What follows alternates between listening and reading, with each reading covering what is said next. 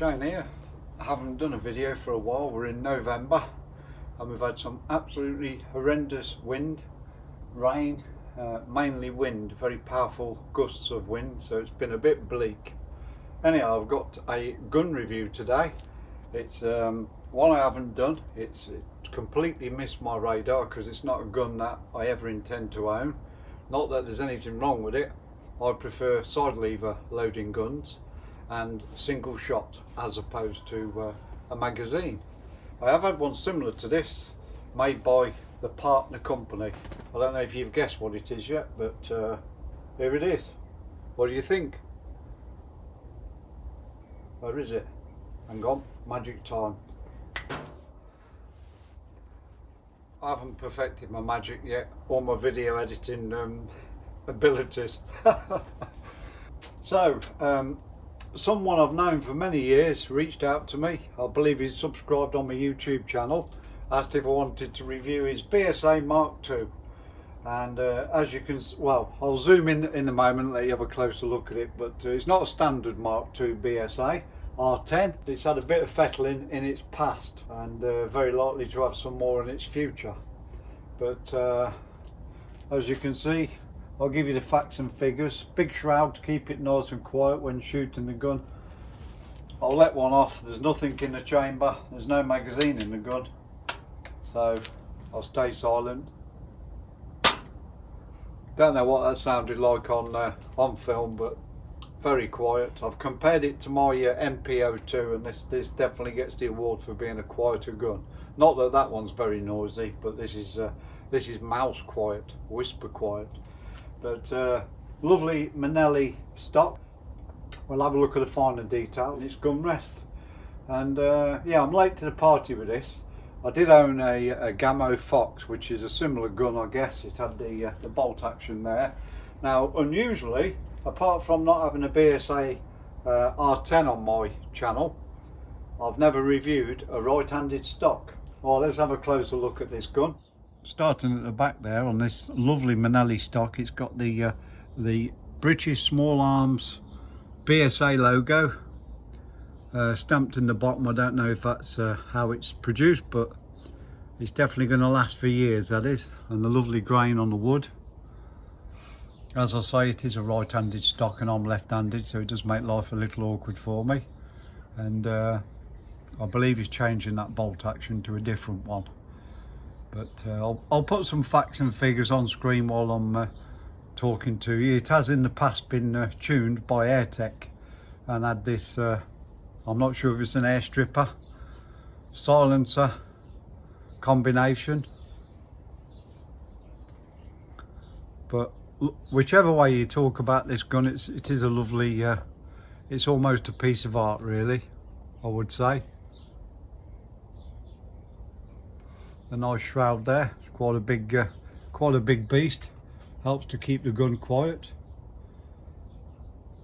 And the checkering pattern there on the forestock, it really does help and aid in gripping hold of the gun, so the gun's not slippy. Now, I shoot targets, as you know, or anybody who watches my videos will know I shoot targets, but which is why I prefer a single shot tray, and I don't know why, but I prefer side lever loading or cocking as opposed to the bolt action, which is what I had on my Gamma Fox.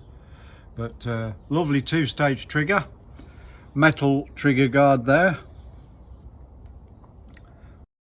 I'm a bit curious to know what this business is about here. I'm presuming it's just for, I don't know, looks. I guess it doesn't really serve a purpose that I can find or think of. And made in England. You can't say that about many guns, with a cold forged steel hammered barrel that sits beneath this shroud. I'm not going to take that off because the gun doesn't belong to me.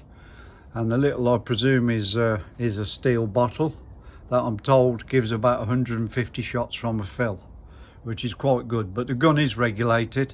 And then after this one came the R10 to celebrate 10 years of production of the R10. And I believe now there's an R12, which is a side lever action cocking gun, or side cocking action. that probably would suit me more, and I'd probably quite like one of those if it wasn't for the price. I'm guessing they're going to be serious money. The pricing of this gun is sort of mid-range. It's not cheap. It's not at the lower budget end of guns, and it's certainly not at the higher end, as in FX and day state. This is sort of a mid-price gun. But there is people who love these things, and I've been to the shooting club many a time by people who've not got one by accident or because it was a bargain and it came up and a friend was selling it. They've bought it brand new and they've had it a fair time, and they shoot very accurate. Now, I won't be able to do my normal pellet test to find what pellets this gun actually likes to, you know, to get the best of it, but I'm told it's the JSBs that Lewis, who owns this gun, has supplied. So we'll give it a few shots. We'll take it to my daughter's. I'll shoot a couple of cards with it, put 20 shots into a target at 31 yards, and I'll also compare it to my mkII at the same distance. There's not much wind today. There is little breezes now and again, a little tiny gust, but nothing to write home about. It's quite a bright day. 12 degrees at the moment, centigrade, in what's been so far a very bleak November. But we'll turn the gun round and have a look at the other side.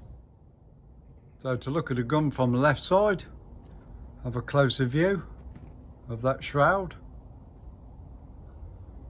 And that lovely woodwork at the front. I like the way it goes from a lighter wood to a darker grain. Very nice, and the shape of it. It's quite aesthetically pleasing to the eye, this gun. Now, the safety there is not an automatic safety, so every time you cock the gun you don't have to turn that off, which is a good thing, because I sometimes forget to decock the gun or turn the safety off on my Virox. It's a bit annoying sometimes where you've sat there eyeing a target up and you go to pull the trigger to realise that that it's locked. It's automatic. So I like that feature, that it's not automatic. What a nice gun. And I don't think anybody could look at this and not like it, really. Hunter sporter style gun. I'd definitely get rid of that scope. It's not, my eyesight doesn't like it, but other than that, the gun is absolutely fantastic. I don't have any plans to buy one in the future. It's never been on my radar. As I say, I'm not keen on bolt action guns. I like a lever, a side cocking lever. But everyone to their own, that's the thing. And there's quite a lot of these about. Very popular gun, very well made. It's going to last the time. But there you go, what a lovely gun. And I do think it's got an adjustable butt pad that goes up and down, that I can't show at the moment holding the camera. But the butt pad there raises up or down to your style, how you find comfort in your shoulder. But we'll go to my daughter's, and while the wind is very calm at the moment, which is unusual over the last couple of week period, it's been horrendous. We'll give it a few shots down range, 31 yards. I almost forgot to show you the underside, the filler socket where the probe goes in, and the actual gauge that goes up to 232 bar. Quite a nice looking thing, hidden out the way, not at the end where you have to look down near your barrel to see what's air's in there. But thought I'd show you, I nearly forgot. Right, today's video, I'm at my daughter's, in my daughter's back garden. I've got Lewis's Bsa Mark II R10. Got the JSB Heavy Diablos, 10.34 grains, 10 shots, ready for as usual. The target's down the garden, all ready for action. 31 yards.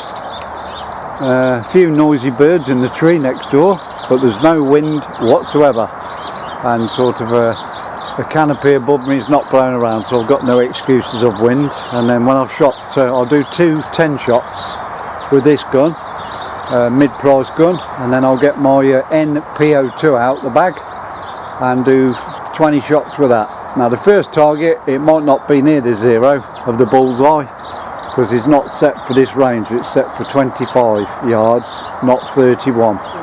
We'll get the camera in situ and then we'll start the shooting.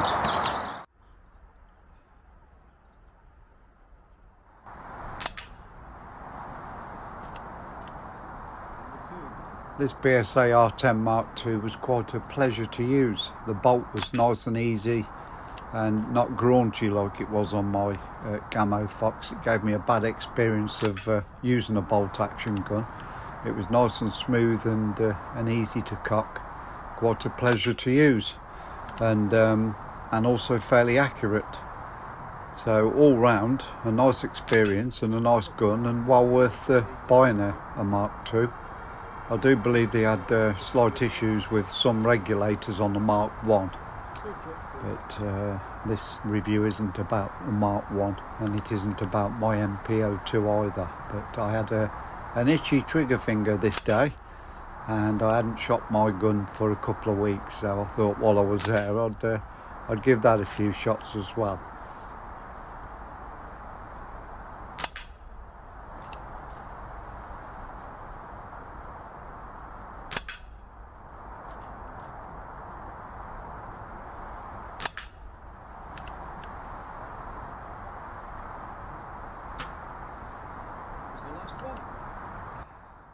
I adjusted the scope 2 clicks to the left halfway through that. That's why there's 2 different groups. So hopefully the next target will be a lot cleaner with 1 group of pellets. So I'm now going to do 10 shots.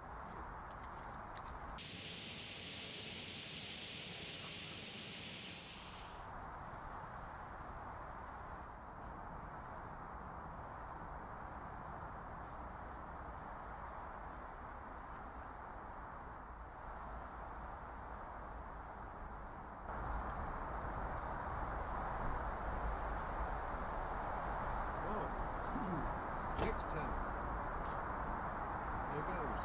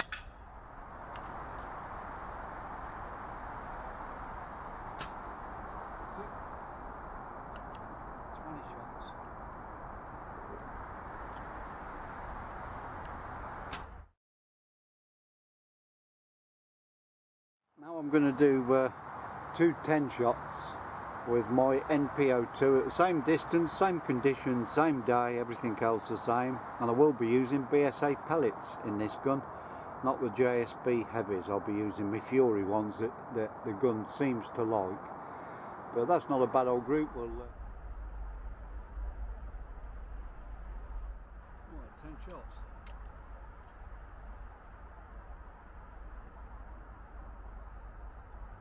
First shot.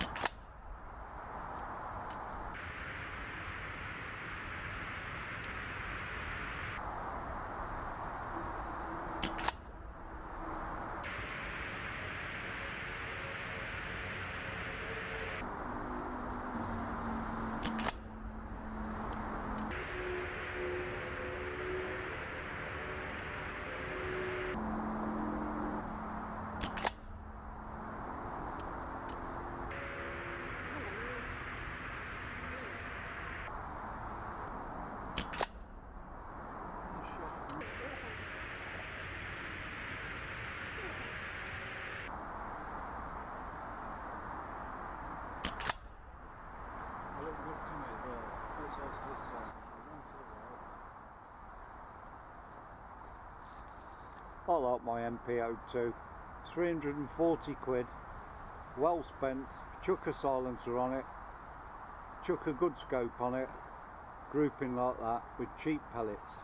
Right, the second target, see if we can equal that one, better it, or what have you, with the next target. 10 shots.